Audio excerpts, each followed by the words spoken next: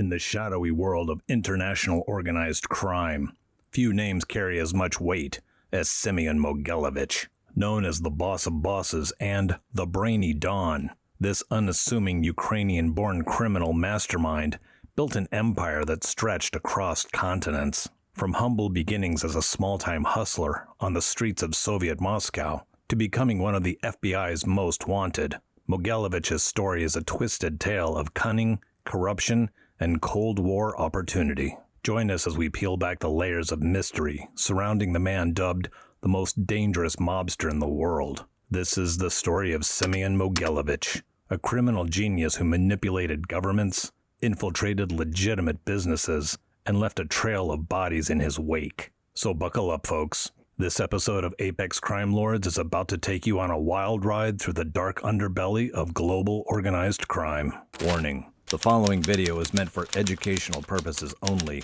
and should not be taken otherwise. Apex Crime Lords does not condone, encourage, or glorify the actions of the individuals covered in this program. Viewer discretion is advised. Keep watching until the end to see what's next on Apex Crime Lords.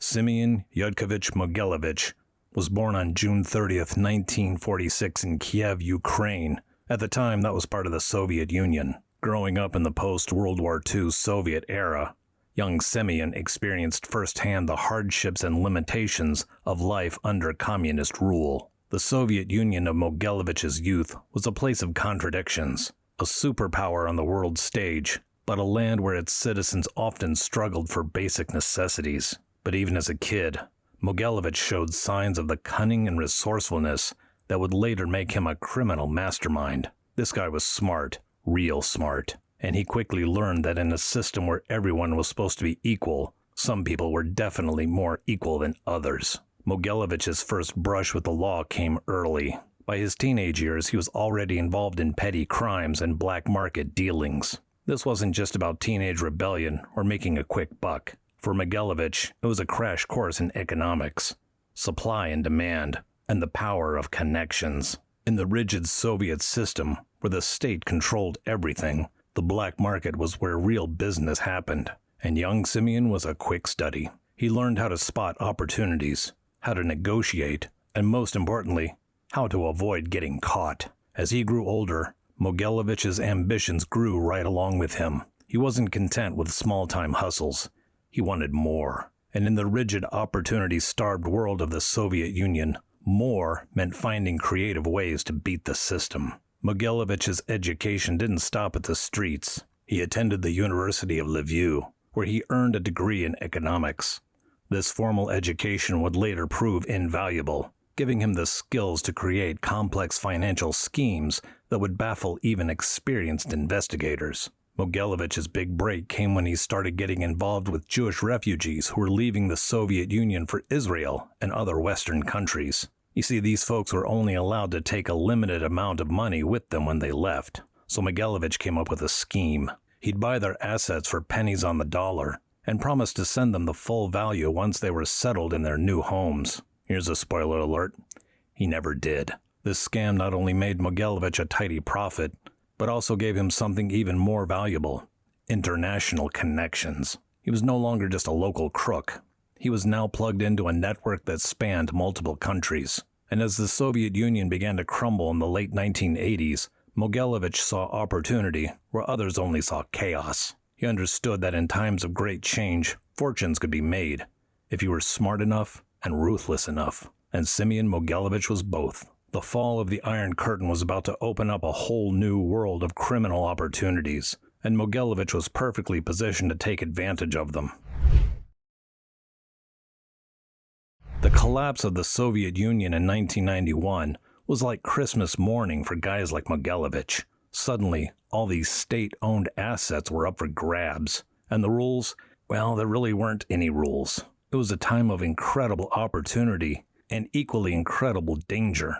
The old power structures were crumbling, and new ones were forming almost overnight. Mogelivich used his smarts, his connections, and a whole lot of muscle to get his hands on everything from oil fields to weapon stockpiles. Now, he wasn't just grabbing assets. He was building an empire. But Mogelivich wasn't content with just being a big fish in the post-Soviet pond. He had his eyes on bigger prizes. In the early 1990s, he moved his base of operations to Hungary. Now, why Hungary? Well, it was the perfect spot, right in the crossroads of East and West. From there, Mogelivich could expand his operations into Western Europe and even the United States. Hungary also had a relatively weak law enforcement system at the time, making it an ideal place for someone like Mogelivich to set up shop. And expand he did.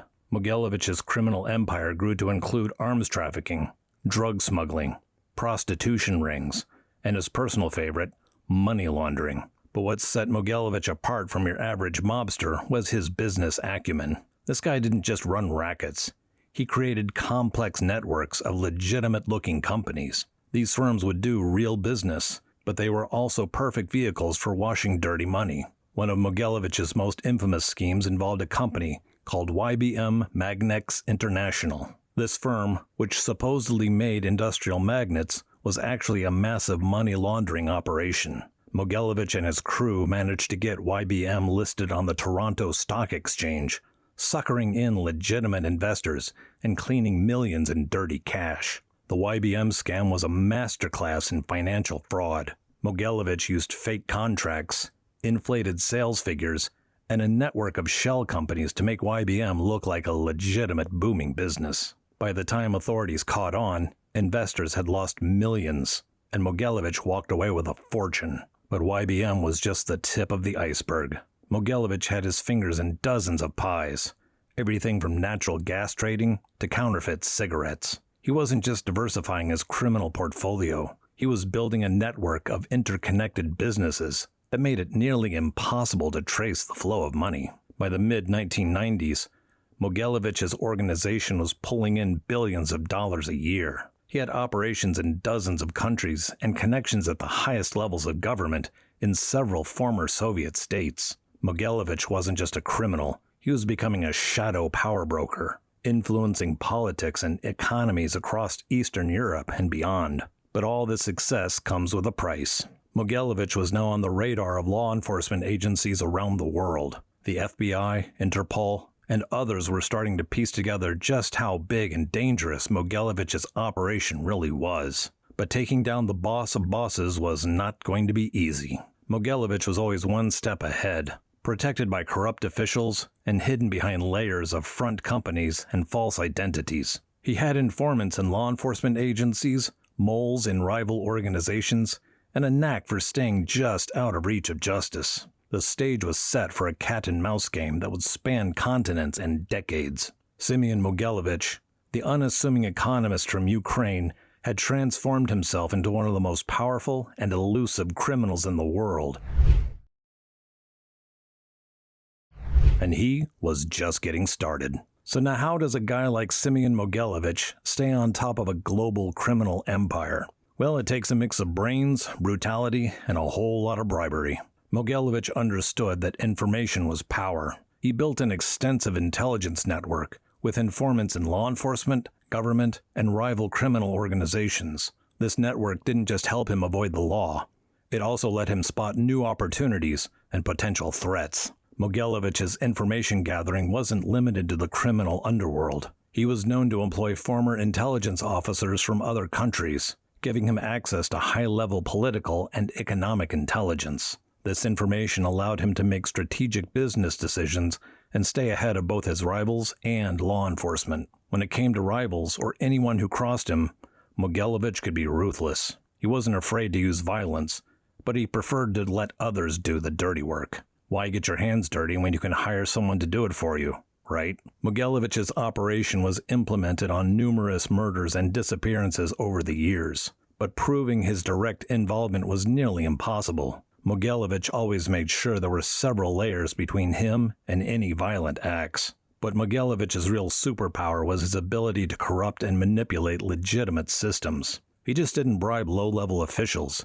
He went after judges, politicians, and even heads of state. In some countries, especially in Eastern Europe, it was rumored that Mogelivich had entire governments in his back pocket. His approach to corruption was systematic and strategic. Mogelivich wouldn't just bribe officials for specific favors. He would cultivate long-term relationships, often starting when these officials were still in relatively low positions. By the time they rose to power, they were already compromised and loyal to Mogelivich. One of his favorite tactics was to offer protection to businesses and even smaller criminal groups. Pay up and you can operate freely. Refuse, and well, let's just say bad things tended to happen. This approach allowed Mogelivich to expand his influence without always having to directly control every operation. It was a franchise model for organized crime, and it worked incredibly well. But even as his power grew, Mogelivich kept a low profile. He rarely appeared in public, and was known to use body doubles to throw off surveillance. When he did surface, it was often in Russia, where he enjoyed protection from extradition. Mogelivich's ability to stay out of the public eye while still maintaining control over his vast criminal network was legendary. He was like a puppet master, pulling the strings from the shadows. Mogelivich also diversified his operations. He got involved in everything, from gas and oil trading to human trafficking. This diversification made his organization more resilient. If one revenue stream dried up, there were always others. One of Mogelivich's most audacious moves was his involvement in the Russian natural gas trade. He managed to insert himself as a middleman in deals between Russia and Ukraine, skimming millions off the top and gaining leverage over both countries' economies. This wasn't just about making money.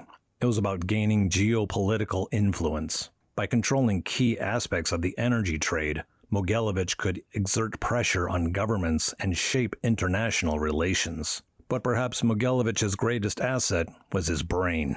This guy wasn't just smart. He had a head for complex financial dealings that would make Wall Street bankers jealous. He could launder money through so many shell companies and fake transactions that even experienced forensic accountants had trouble following the trail. Mogelivich's financial schemes were so complex that they often operated in a gray area of the law. It wasn't always clear if what he was doing was strictly illegal, making prosecution extremely difficult. As the 1990s turned into the 2000s, Semion Mogelivich was at the height of his power. He was making billions, influencing geopolitics, and seemingly untouchable. His network spanned the globe, from the back alleys of Budapest to the boardrooms of Wall Street. Mogelivich had achieved a level of power and influence that few criminals in history could ever match. But as we all know, in the world of organized crime, no one stays on top forever. The bigger you are, the harder they come after you.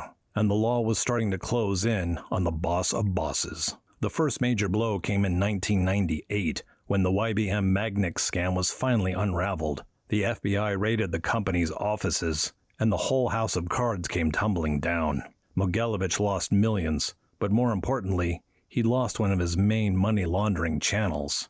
This put him squarely in the crosshairs of U.S. law enforcement. The YBM scandal was a wake-up call for authorities. It showed just how sophisticated Mogelivich's operations were, and how deeply they had penetrated legitimate financial systems. The investigation into YBM would serve as a template for future probes into Mogelivich's activities. In 2003, the FBI put Mogelivich on its most wanted list. They called him the most dangerous mobster in the world. Not the kind of publicity a guy trying to pass as a legitimate businessman wants on his back. The FBI's interest in Mogelivich wasn't just about his financial crimes. They believed he was involved in weapons trafficking, potentially including materials for nuclear weapons. This elevated Mogelivich from a mere organized crime figure to a national security threat. But Mogelivich was nothing if not adaptable. He retreated to Moscow, where he knew he'd be safe from extradition. The Russian government, for their part, claimed that they had no reason to arrest him. After all, on paper, Mogelivich was just a businessman, right? Mogelivich's move to Russia wasn't just about avoiding arrest. It was a strategic decision that allowed him to deepen his ties with Russian power brokers and expand his influence in the country's business and political circles. In 2008, Mogelivich faced another setback. He was arrested in Moscow on tax evasion charges related to a cosmetics company. But here's the kicker. He was released less than a year later. And the charges? Somehow they were mysteriously dropped. This only fueled speculation about Mogelivich's connections in high places. The 2008 arrest and subsequent release was a perfect example of Mogelivich's Teflon-like ability to avoid serious consequences. It also highlighted the complex relationship between organized crime and the Russian state. As the 2010s rolled around, Mogilivich's direct involvement in day-to-day criminal activities seemed to decrease, but that didn't mean he was out of the game. Intelligence agencies believed he was still pulling strings behind the scenes, using trusted lieutenants to run operations, while he enjoyed a quieter life in Moscow. This shift in Mogilivich's operational style made it even harder to pin him down. He was no longer directly handling criminal activities, but his influence and the networks he had built continued to operate. In 2015, Mogilivich was removed from the FBI's top 10 most wanted list. Not because they'd caught him, or because he was any less of a criminal. Nope, it was simply because they didn't think there was a realistic chance of catching him. Talk about adding insult to injury. The removal of Mogilivich from the most wanted list was a tacit admission by the FBI that they had hit a wall. Despite the years of investigation and mountains of evidence, Mogilivich remained out of reach, protected by a combination of political connections and legal maneuvering.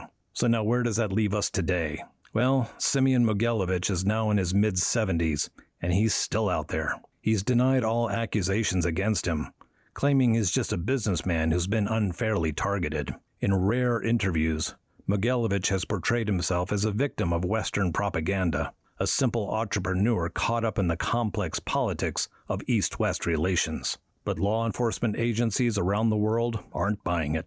They believe Mogilivich's influence still reaches far and wide, even if he's no longer directly calling all the shots. The legacy of Mogilivich's criminal empire lives on in the complex web of companies, political connections, and criminal networks that he established. Even if he's no longer actively involved, the system he put in place continues to operate, influencing economies and politics across Eastern Europe and beyond. In many ways, Mogilivich represents a new breed of criminal, one that operates in the gray areas between legitimate businesses, organized crime, and state power. His story is a cautionary tale about the globalization of crime and the challenges that law enforcement faces in a world where money and information flow freely across borders. As we look to the future, the question isn't just about whether Mogilivich will ever face justice. It's about how we deal with the complex, interconnected criminal network that he and others like him have created.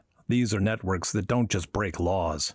They reshape economies, influence governments, and blur the line between crime and business. The Mogilivich saga is far from over. Even if the man himself is no longer actively calling the shots, the system he put in place continues to operate freely, and there are undoubtedly others following in his footsteps, learning from his successes and his mistakes. As technology advances and the world becomes even more interconnected, the challenges of combating this kind of high-level, transitional organized crime will only grow more complicated. The story of Semion Mogelivich is more than just a tale of one man's criminal career. It's a window into the dark underbelly of global finance and politics. Mogilivich's rise to power tells us a lot about how organized crime adapted to the fall of the Soviet Union and the globalization of the world economy. This wasn't just a guy running numbers on street corners. Mogilivich operated on a whole different level, manipulating markets, corrupting governments, and blurring the lines between legitimate businesses and criminal empires. His story raises some uncomfortable questions. How is it possible for someone to commit crimes on such a massive scale and still remain free? What does it say about our global financial systems that they can be so easily exploited by clever criminals? And just how deep does the corruption go in some of these countries where Mogilivich operated with impunity? The Mogilivich case exposes the limitations of traditional law enforcement when dealing with transnational organized crime. When criminals can move money and operations across borders with ease, but police are constrained by national jurisdictions, it creates a playing field that's tilted in favor of the bad guys. Mogilivich's legacy is a complicated one. To law enforcement, he represents a new breed of criminal, one that's comfortable in a boardroom as well as a back alley. His operations were so sophisticated and wide-ranging that they required a complete rethinking of how to combat organized crime. To some in Russia and Eastern Europe, he's seen as almost a folk hero, a guy who beat the system and got rich doing it. In a part of the world where corruption is often seen as a fact of life, Mogelivich's ability to outwit Western law enforcement can be viewed with a certain grudging admiration. But for the countless victims of his schemes and the violence that accompanied his rise to power, Mogelivich is nothing short of a monster. The human cost of his operations, from those he defrauded in his financial schemes to those he exploited in human trafficking rings, is incalculable. Mogelivich's story also highlights the complicated relationship between organized crime and the state, particularly in post-Soviet countries. The line between criminal organizations and government institutions can often be blurry, with each using the other for their own ends. This symbiotic relationship makes rooting out corruption and organized crime incredibly challenging. As we look to the future, the Mogelivich saga serves as a warning. In a world where money flows freely across borders and information is the most valuable commodity, guys like Semion Mogelivich will always find a way to game the system. The challenge for law enforcement and for society as a whole is to stay one step ahead. But when the criminals are this smart and this well connected, that's easier said than done. The fight against organized crime in the 21st century isn't just about busting drug rings or taking down mob bosses. It's about understanding and countering complex financial schemes, tracking digital currencies, and navigating the murky water of international law and diplomacy. It requires cooperation between countries, and often countries that may not trust or like each other very much. And it demands a level of financial and technological literacy that many law enforcement agencies are still struggling to achieve. So what do you think? Is Semion Mogelivich a criminal mastermind who outsmarted the world? Or is he just another thug who got lucky and had the right connections? The truth, as always, is probably somewhere in the middle. Mogelivich was undoubtedly clever, but he also benefited from being in the right place at the right time. He was able to take advantage of the chaos that followed the collapse of the Soviet Union. His success was as much about exploiting systematic weaknesses as it was about individual brilliance. But one thing's for sure, the story of the boss of bosses is far from over. As long as there's money to be made and power to be gained, guys like Mogelivich will always be out there, working in the shadows and pulling the strings. The methods may change, the technologies may evolve, but the basic drive, which is greed, power, the thrill of outsmarting the system, that all remains the same. And what about the rest of us? We'll be left wondering just how much of our world is shaped by forces we can't see and powers we don't understand. The legacy of Semion Mogelivich serves as a reminder that the biggest threats to society might not always be the ones we can see or easily understand. They might be hidden in complex financial transactions, buried in the fine print of international trade deals, or concealed behind layers of shell companies and offshore accounts. As citizens, it's crucial that we stay informed and vigilant. We need to demand transparency from our governments and financial institutions. We need to support the kind of investigative journalism that can help uncover these hidden networks of power and corruption. And we need to be willing to ask the tough questions about systems that allow criminals like Mogelivich to operate with impunity. The story of Semion Mogelivich is not just true crime entertainment. It's a wake-up call about the state of our world and the challenges we face in creating a just and equitable global society. It's a reminder that sometimes the most dangerous criminals aren't the ones on the streets, but the ones in the suites, manipulating markets and corrupting governments. As we close this chapter on the boss of bosses, let's remember that the fight against organized crime and corruption is not just a job for law enforcement. It's a responsibility that we all share. Whether it's being more critical consumers of information, making ethical choices in our business dealings, or simply being engaged citizens, we all have a role to play in creating a world where the Semion Mogeliviches of the world can't thrive. Stay vigilant, folks. In the world of organized crime, things are rarely what they seem, and the next Semion Mogelivich might already be out there, learning from the master and plotting their own rise to power. Now the game is going to go on, but with awareness and action, maybe we can start to tilt the odds in the favor of justice. Join us next time on Apex Crime Lords as we dive into the dangerous world of America's top prison gangs, from the Aryan Brotherhood's iron grip to the Mexican Mafia's far-reaching influence. We'll explore how these organizations wield power from behind bars and beyond. What drives men to join these brutal fraternities? How do they maintain control in the most secure facilities? And what happens when gang warfare spills onto the streets? Get ready for a chilling look at the hidden hierarchies and unwritten rules that govern life in the American prison system. The shot callers are waiting, and you won't want to miss this one. Thank you for joining us. If you found this episode illuminating, leave your thoughts in the comment section below, and please like and give us a share. Until next time, stay safe and stay dangerous.